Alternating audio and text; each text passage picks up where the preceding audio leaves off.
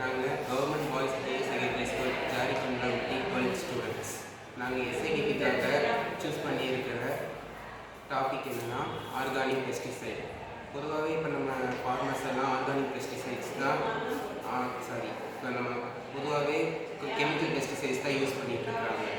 அந்த chemical pesticides use பண்ணுறதுனால சாயிலும் அந்த சாயில் வளர செடிகளும் கெமிக்கல்ஸால் அஃபெக்ட் ஆகுது. கெமிக்கல்ஸால் அஃபெக்ட் ஆகும்போது அதை சாப்பிட்ற நம்மளுக்கும் டிசீஸ் காசு ஆகும். அப்புறம் அந்த சாயிலில் வளர்கிற பிளான்ட்ஸ் அப்புறம் ஆர்கானிசம்ஸ் இந்த மண்புழு மாதிரி போல உயிரினங்களும் சாகுது. அதனால் சாயிலோட ஃபெர்டிலிட்டி குறைஞ்சி நம்மளுக்கும் சத்து கிடைக்காம நம்ம நிறையா நோய் வாய்ப்பட வாய்ப்பு இருக்குது. அப்புறம் மழை பெய்யறதுனால அந்த மண்ணுக்கு கெமிக்கல்ஸ் என்ன ஆகுதுன்னா தண்ணியில் கலக்குது.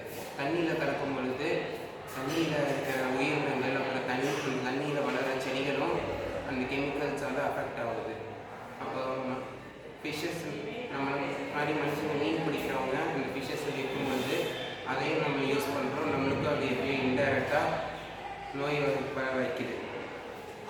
இதை எல்லாத்தையும் எப்படி ஸ்டாப் பண்ணுறது, அதே மாதிரி கெமிக்கல் பெஸ்டிசைடோட யூசேஜை எப்படி குறைக்கிறது அப்படின்னு பார்க்கும்போது இந்த ஆர்கானிக் பெஸ்டிசைட் ஐடியா எனக்கு கிடச்சிது. இந்த ஆர்கானிக் பெஸ்டிசைட்ஸ் நம்ம ஈஸியாக எல்லா மக்களாலையும் செய்ய முடியும், விலை கம்மி. அப்புறம் இந்த ஆர்கானிக் பெஸ்டிசைட்ஸோட ப்ரிப்பரேஷன் பார்த்தீங்கன்னா 100 கிராம்ஸ் பச்சை மிளகாவும் அதோட 100 கிராம்ஸ் ஆனியன் அல்லது கார்லிக் வெங்காயம் இல்லை பூண்டு ரெண்டுத்தையும் சேர்த்து ஒரு பிளெண்டரில் அரைக்கணும். அப்படி அரைக்கும் பொழுது அது பேஸ்ட் ஆகிற மாதிரிக்கு தண்ணி விட்டு அரைக்கணும். அரைச்சதுக்கப்புறம் ஒரு 1/2 லிட்டர் வார்ம் வாட்டர் சுடு தண்ணி எடுத்து அந்த பேஸ்ட்டை கலக்கணும்.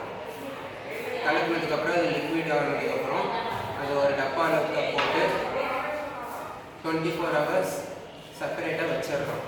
அது 24 ஹவர்ஸ் லைட் இருக்கிற மாதிரி சன்லைட்லேயும் அப்புறம் நைட் டைம் லைட் இருக்கிற இடத்துலையும் பத்திரமா வச்சிடறோம்.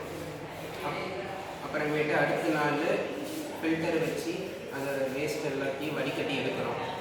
எடுத்ததுக்கப்புறம் மீதி நம்மளுக்கு கிடைக்கிற அந்த ஃபில்ட்ரேட் தான் ஆர்கானிக் பெஸ்டிசைட். இந்த ஆர்கானிக் பெஸ்டிசைட்ஸை நம்ம செடிகளுக்கு யூஸ் பண்ணும்பொழுது சாயில் பொல்யூஷன் கம்மியாகுது. சாயில் பொல்யூஷன் ஆகாமல் தடுக்க முடியுது. வாட்டர் பொல்யூஷனும் இதால் குறையுது.